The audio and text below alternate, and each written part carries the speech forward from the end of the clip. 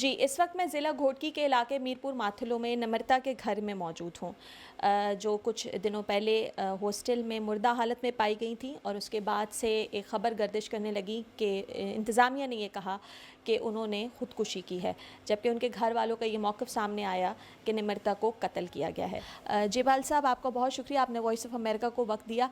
मैं आपसे ये जानना चाहूँगी कि नम्रता से आखिरी बार आपकी कब बात हुई और वो आपसे क्या बात कर रही थी?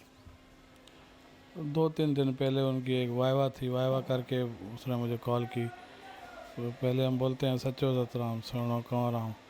तो मैंने कहा बेटा आवाज़ अच्छी आ रही है, समझो वाइवा अच्छी हो गई है। कह रहे हाँ पापा बहुत अच्छी हो गई है।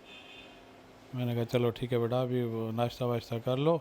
सुबह को जल्दी चली जाती थी, मैंने कहा अभी बेटा नाश्ता वाश्ता कर लो, खाना वाना खा लो, फिर कर लेंगे हाल।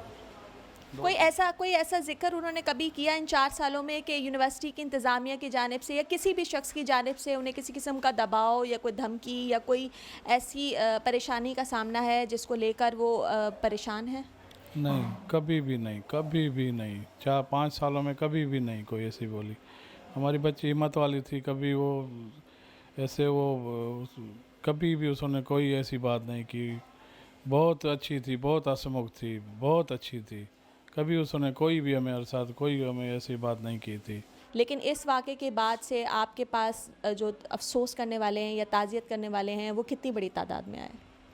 और ये मैं क्या कह सकता हूँ, आज समझो कि चौथा दिन है। मेरे ख़्याल में 1 लाख से ज़्यादा लोग आए हैं इधर हमारे यहाँ।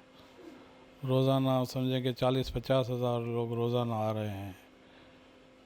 सबको बिल्कुल बड़ा दुख है।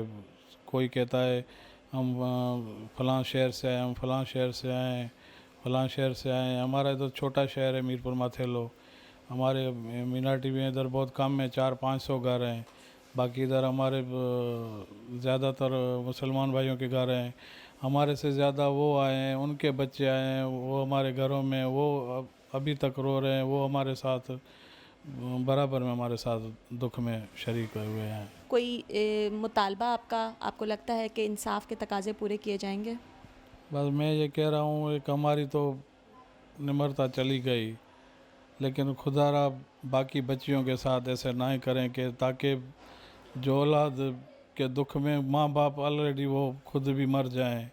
तो खुदारा में सबसे गुजारिश है कि मेहरबानी करें, अपने बच्चियों को, आज़ाद बच्चियों को थोड़ा पढ़ने दें, खुला रहने दें बच्चियों को।